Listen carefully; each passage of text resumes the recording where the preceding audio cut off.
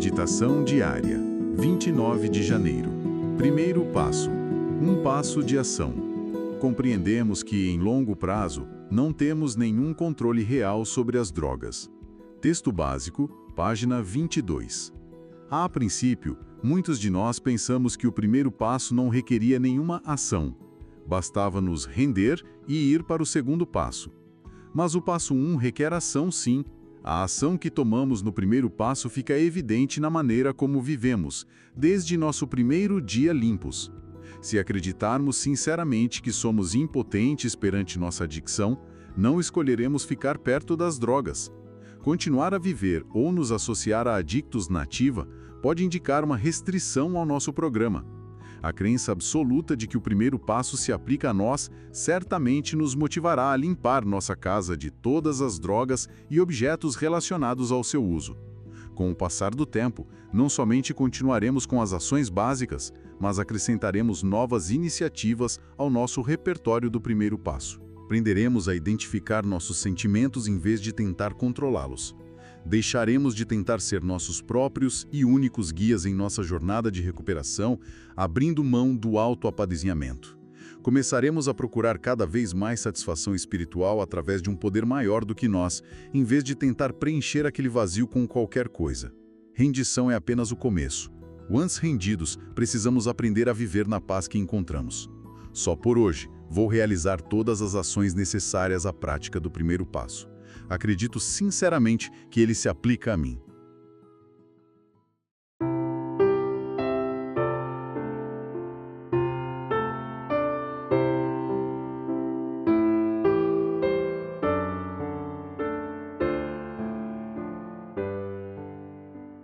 Ok, vamos analisar isso.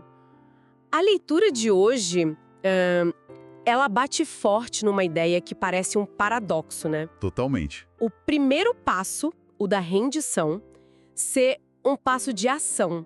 Porque a palavra rendição soa como, sei lá, passividade. Como desistir, levantar a bandeira branca. Exato. Mas o texto diz que não, que é o contrário. Como é que essa rendição é, na verdade, a ação mais importante de todas para começar a recuperação? Então, esse é o paradoxo central. A gente tem essa imagem de que o adicto é passivo, mas, na verdade, a energia que se gasta para manter uma adicção ativa é gigantesca. Ah, sim. O planejamento, a criatividade. Exato. O problema nunca foi a falta de ação. O problema era a direção da ação. As ações eram todas para tentar controlar o que não tem controle. Tipo, vou usar só no fim de semana, vou trocar de droga. Isso. E o resultado era sempre o mesmo, fracasso. Então a primeira ação da recuperação é, na verdade, parar de tomar essas ações erradas. Perfeito. É uma greve contra os velhos hábitos. A ação fundamental é a abstinência. Custe o que custar. Sei. Mas essa não ação, que é parar de usar, precisa ser sustentada por novas ações. Ações muito concretas. E aí que a leitura de hoje dá um mapa, sabe? Sim, e a primeira ação que ela cita é limpar a casa de drogas e objetos. Olha, sendo bem honesta, isso parece meio óbvio, né? Quase simples demais. Qual é a profundidade real por trás de uma simples faxina? É que não é uma faxina, é quase um ritual, um exorcismo. Pensa bem, é a primeira vez, talvez em anos, que a ação não é para obter, esconder ou usar a droga. É para se livrar dela. Exatamente. É uma declaração de guerra à vida antiga. Cada objeto que vai para o lixo, um cachimbo, um papel de seda, um contato no celular, é um elo de uma corrente que você está quebrando. Nossa, visto assim... Esse ato físico de pegar com a mão e jogar fora, ele materializa a decisão. Mostra para você mesmo que o negócio é sério. Cria um vácuo, um espaço físico limpo. E é nesse espaço que a esperança pode começar a nascer. Gostei muito dessa ideia de exorcismo, mas aí a leitura fala de se afastar de pessoas, de adictos na ativa. Essa parte me parece bem mais complicada. É bem mais complicada. Porque para muita gente, essas pessoas são a única rede de apoio que existe, mesmo que seja uma rede doentia. Cortar todo mundo não pode levar a um isolamento brutal E o isolamento é um gatilho gigante. É uma preocupação super real. E a dor desse processo é inegável. Ninguém diz que é fácil, mas a ideia aqui é de uma autoproteção radical, principalmente no comecinho. Tipo uma UTI da recuperação. Exatamente, um recém-operado do coração não vai correr uma maratona, precisa de um ambiente estéril. Mas o ponto-chave é que a ação não é só se afastar do que faz mal. É, ao mesmo tempo, se aproximar do que faz bem. Ah, boa. Você não cria um vácuo social e fica nele. A sugestão é trocar de ambiente. Ir para uma reunião de NA, pegar telefone de gente limpa, chegar mais cedo para ajudar a arrumar a sala. A ação de se afastar é completada pela ação de se conectar a um novo grupo. É uma substituição, então. Não uma aniquilação social. Isso, uma substituição. Entendi. Então, essas ações externas criam o tal ambiente seguro. Mas isso me leva para a mudança interna, que eu acho que é a parte mais desafiadora. A leitura diz: aprenderemos a identificar nossos sentimentos em vez de tentar controlá-los. Depois de anos, talvez décadas, usando droga justamente para não sentir. Como se começa a fazer isso? Parece pedir para quem tem medo de altura escalar uma montanha. Olha, começa de um jeito muito mais simples do que se imagina. Começa com uma frase, dita em voz alta. Qual frase? A primeira vez que alguém entra numa sala de NA, senta e na hora de falar diz: meu nome é tal e eu sou um adicto. Esse momento é um terremoto. Para muita gente, é a primeira coisa 100% honesta que ela diz em anos. Uau! Pensar por esse ângulo muda tudo. Não é só um ritual de apresentação, uma formalidade. De jeito nenhum. É a pedra fundamental. É o primeiro ato de honestidade radical que quebra anos de mentiras e negação.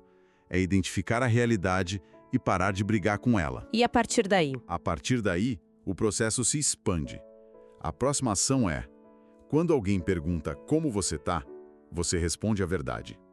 E a verdade pode ser: tô péssimo, tô apavorado, tô com uma raiva que eu nem sei de onde vem. Ou até, eu não sei o que eu tô sentindo, só sei que é ruim. Exato. O objetivo não é fazer uma análise psicológica. É o ato de parar de fingir que tá tudo bem. É identificar o sentimento, por mais básico que seja, e verbalizar num lugar seguro. Essa é a ação. É um treino, sabe? Um músculo que estava atrofiado e agora começa a ser exercitado. E essa honestidade com os sentimentos, ela parece ser o começo de soltar o controle, né? O que me leva a outra frase que me pegou muito na leitura: abrir mão do autoapadrinhamento. Ah, essa é clássica. Isso soa como um pesadelo para quem construiu a vida na ilusão de controle. Como é que alguém que se vê como o CEO da própria vida, mesmo que a empresa esteja falindo, começa a aceitar ajuda de verdade? Essa expressão autoapadrinhamento é perfeita para descrever o problema. O adicto muitas vezes é o CEO da própria destruição. É um mestre em gerenciar a própria vida, direto para o buraco. A crença é sempre: eu sei o que é melhor para mim, mesmo com todas as provas do contrário. Certo. As ações para quebrar isso são, de propósito, ações de humildade.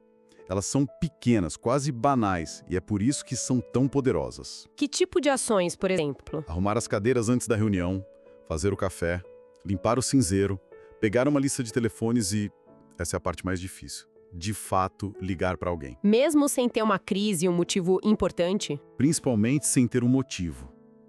Só para dizer: oi, tô limpo hoje. Cada uma dessas pequenas coisas é uma rendição do ego. É um sinal que você manda para o seu cérebro: o meu jeito de fazer as coisas não funciona mais. Hoje eu vou tentar o jeito de outra pessoa. E imagino que a primeira vontade, ao ouvir a sugestão de alguém, é questionar. É o hábito de querer estar no controle. Exatamente. O instinto é querer apresentar uma solução melhor. E é aí que o render-se para vencer se torna uma prática. Você não se rende à adicção. Você se rende à sua própria teimosia. Entendi. A ação de seguir uma sugestão simples, como vá a 90 reuniões em 90 dias, mesmo que sua mente grite: isso é um exagero, não preciso, é o que quebra o padrão. É a prática da mente aberta em ação. Não como um conceito bonito, mas como um exercício que pode salvar sua vida. Ok. Isso está conectando tudo para mim.